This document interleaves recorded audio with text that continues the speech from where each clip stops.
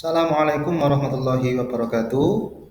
Anak-anak, pada kesempatan ini Pak Kholis akan menjelaskan materi PAI kelas 8 tentang toleransi, yaitu sikap menghargai perbedaan.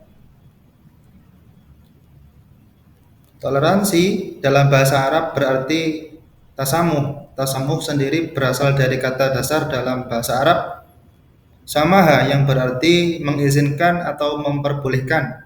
Secara istilah, toleransi diartikan sebagai sikap menghormati orang lain atas pelaksanaan hak-haknya.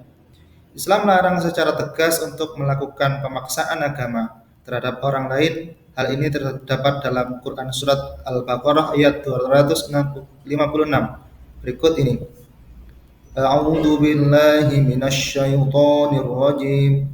Bismillahirrahmanirrahim. La ikraha fid din. Qad tabayyana ar-rusydu minal ghayy.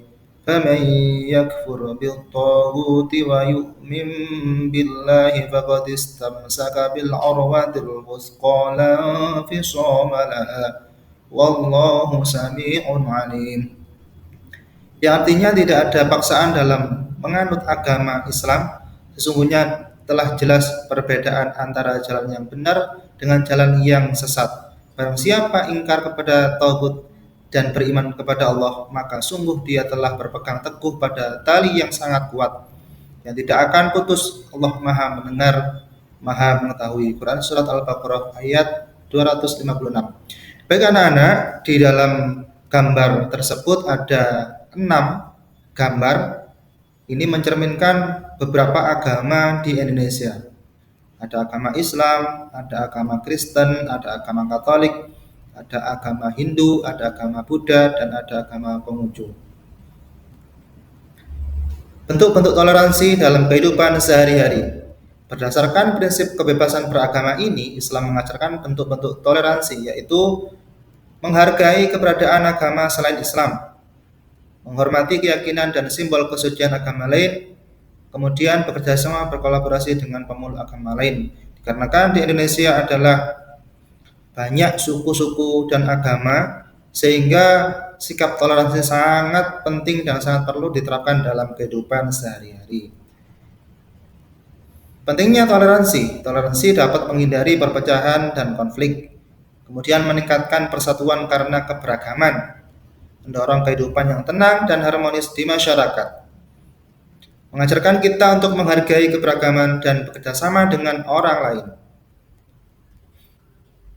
Toleransi beragama dengan cara saling menghormati tempat ibadah, yaitu tidak mengganggu kegiatan ibadah umat agama lain, tidak memaksakan agama, yaitu tidak berusaha mengubah keyakinan orang lain, kemudian saling menghormati simbol-simbol agama, menghargai penggunaan simbol-simbol agama oleh penganutnya, kemudian berkolaborasi dalam kegiatan sosial, kerjasama dengan umat agama lain dalam kegiatan sosial kemanusiaan, kemudian menghindari ujaran kebencian, tidak menyebarkan ujaran kebencian terhadap agama lain.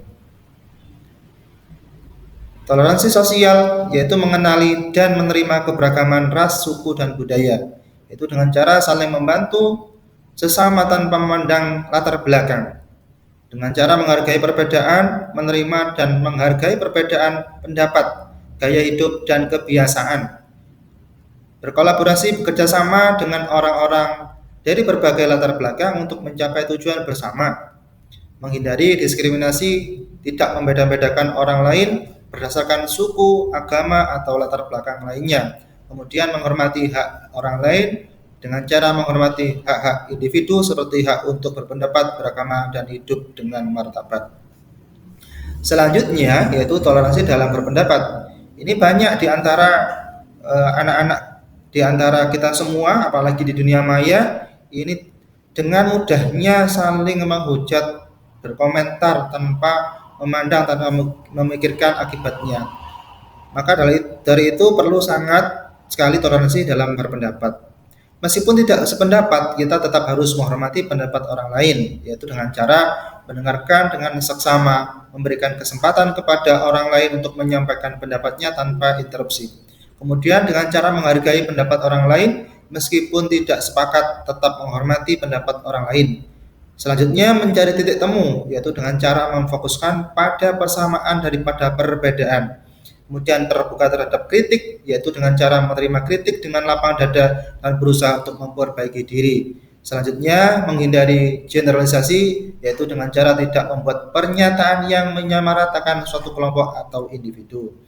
Kemudian selanjutnya praktik toleransi umat Islam di era globalisasi industri 5.0. Era globalisasi industri 5.0 dengan skala kemajuan teknologi dan konektivitasnya menghadirkan tantangan sekaligus peluang baru dalam mempraktikkan toleransi.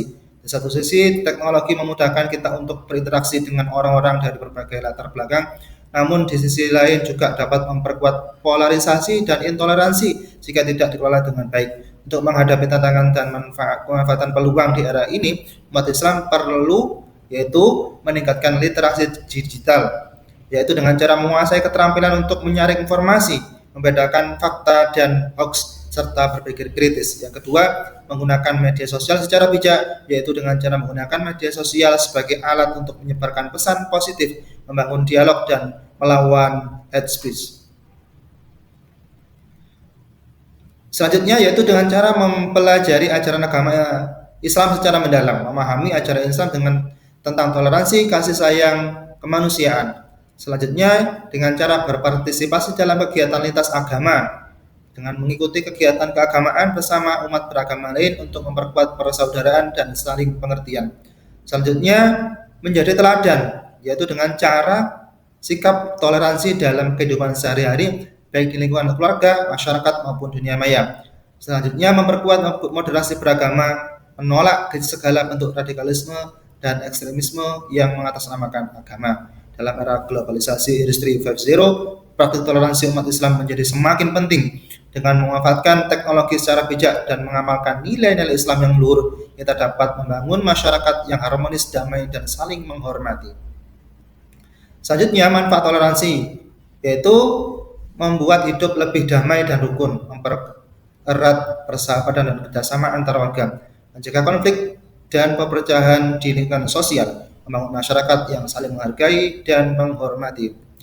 Kemudian cara membangun toleransi yaitu dengan cara saling menghargai keberagaman tanpa meninggikan diri sendiri di atas orang lain, dengan cara menunjukkan rasa empati, berusaha memahami keadaan dan emosi orang lain, diskusi yang sehat, berdiskusi satu sama lain tanpa menghindari memaksakan pandangan, bersikap terbuka atau memahami dan menghargai keberagaman sebagai aset bersama. Sekian anak-anak materi toleransi yang Pak Kholi sampaikan, mudah-mudahan bisa menjadi ilmu yang bermanfaat fid dini wa dunya wal akhirah. Allahumma amin. Terima kasih. Menjadi generasi yang toleran dan menghargai keberagaman, mari kita mulai dari diri kita sendiri. Wassalamualaikum warahmatullahi wabarakatuh.